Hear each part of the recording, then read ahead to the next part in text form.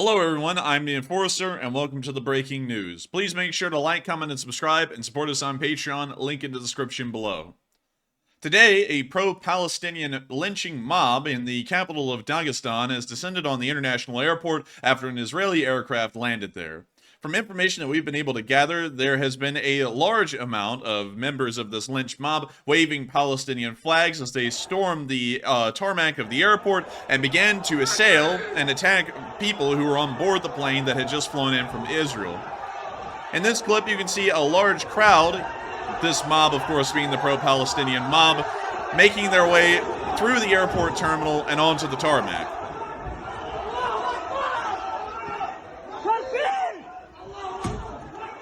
From what we understand, the intentions of this mob was solely to make it to the tarmac of the airport and to begin to lynch members of the flight that were Jewish.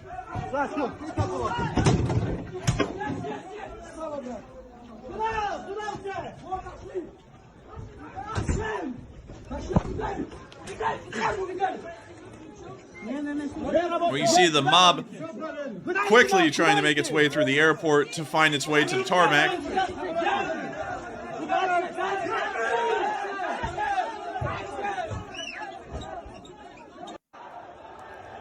And then the video repeats from there, but showing the violence of the mob.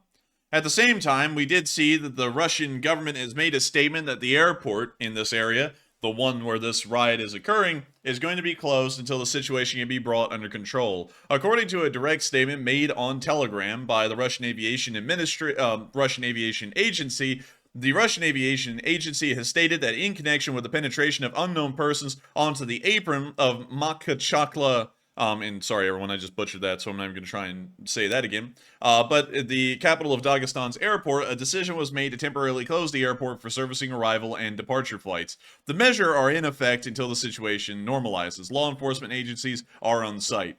The planes that were supposed to land at the airport were redirected to alternate airfields. We encourage journalists and citizens to use information from official sources. Meanwhile, as the Russians were making this statement, we did see that a law enforcement presence from Dagestan has arrived at the airport, but apparently was also being attacked as well by the lynch mob as the law enforcement was beginning to get in their way of their inevitable task. We can see in this clip a group of the pro-Palestinian members trying to flip over a Russian patrol car.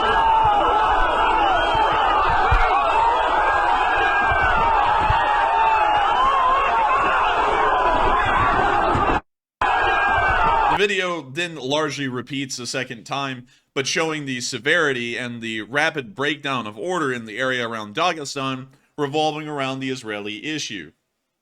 One thing that is important to note is that this crowd was, of course, looking for Jewish members of the incoming Israeli flight to try and lynch publicly at the airport.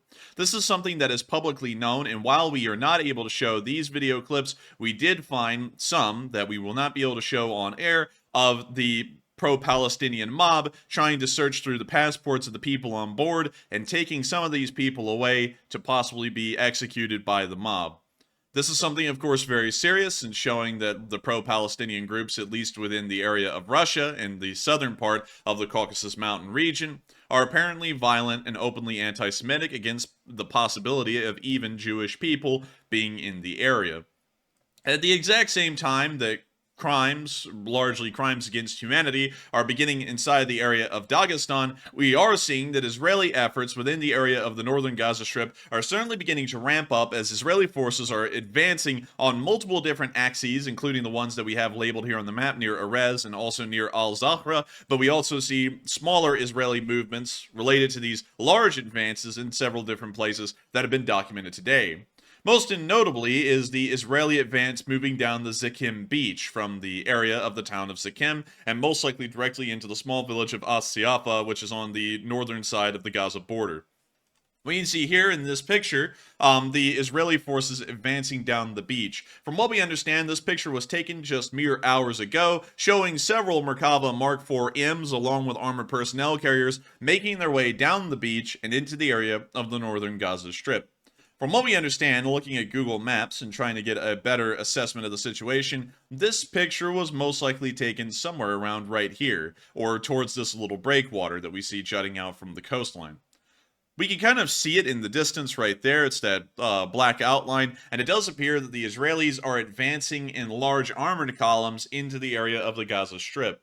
Some of these vehicles you can visibly see have cope cages mounted on top of them, and that's because of the prevalent use by Hamas militias and terrorist groups of drone drop munitions, which the Merkava 4 really has no effective defense against. It does, however, have the trophy system mounted onto the sides of the turret, which could destroy incoming drone bomblets or drones that were heading directly for the sides of the tank, but it most likely would not be able to protect the top, and therefore the presence of cope cages, as they now have been called, are now in place. Moving on from that little bit of news and into our next clip, we also got to see a video clip of the offensive at Sikkim as well, which we can see right here. Interestingly enough, in this clip, it appears that an older Merkava Mark III is being used, as it is supporting the Israeli ground troops, which are advancing forward. The footage then cuts to what appears to be a small column of Merkava Mark IVs, which are providing support for the infantry, which are still staging and beginning to cautiously move into the area of the northern Gaza Strip.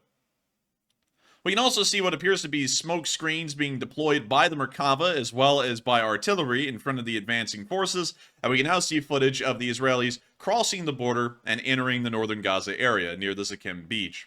The video, of course, repeats again, but showing us that there is a large Israeli movement of forces spanning most likely from the very edge of Netiv HaAsura and all the way to the area of the Sikkim beach. This is an unknown force size. We are not exactly sure if this force is a brigade level or if it's just several companies that are beginning to move into the area. Nevertheless, we are starting to note a larger advance of Israeli forces in this area.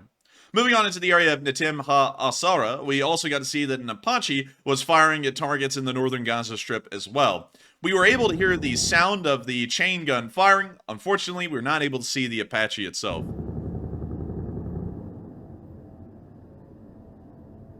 We hear the sound of the chain gun firing, along with the sound of the Apache's helicopter rotor blades.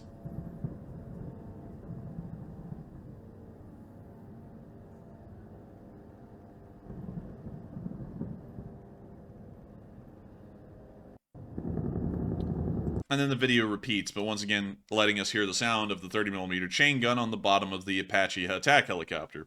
From what we're understanding, once again, the Israelis are using the Air Force and the helicopter forces to support the moving ground offensive that is currently making its way into the northern Gaza Strip. Moving on from that little bit of news inside and into the area of Beit Lahia, we also got to see that there were some more heavy Israeli Air Force strikes within the northern Gaza Strip, which we can see right here.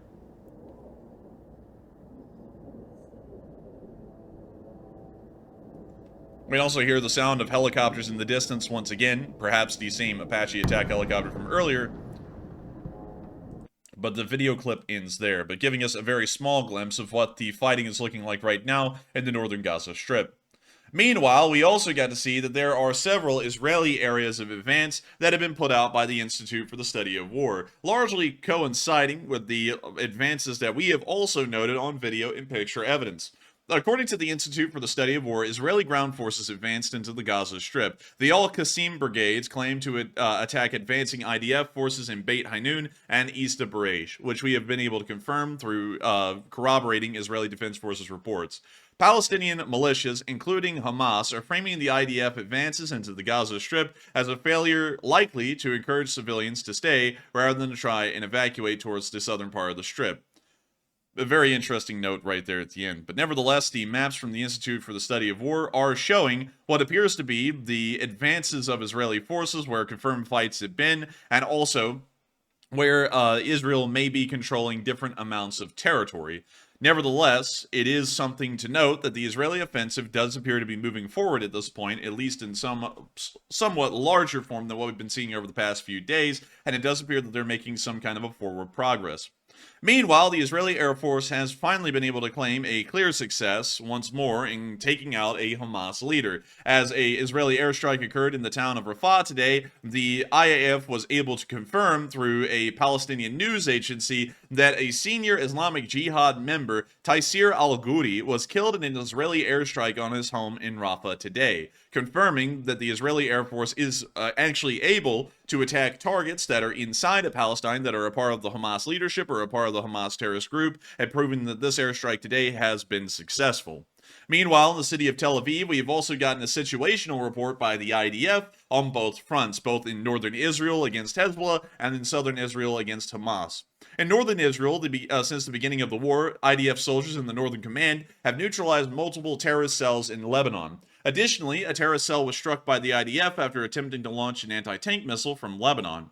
Meanwhile, in southern Israel, near the Gaza Strip, where the highest amount of combat activity is being documented, a Hamas terrorist operated a drone that reached the area of the Gaza security fence, but both threats were neutralized. The IDF continues their defensive activities alongside preparations for carrying out operational plans, indicating that at least on an official IDF level, the ground offensive has not begun into the Gaza Strip, although a decent amount of video and picture evidence is coming out to show that a large amount of IDF forces have made it to Beit Hanoun, and maybe even into the village of As Siafa, or even as far south as Atatra. Although we have not been able to confirm that information yet, at Atatra we have not been able to confirm it, but at Beit Hanoun we have seen that IDF forces have been engaging Hamas terrorist groups there for at least 2 to 3 days at this point.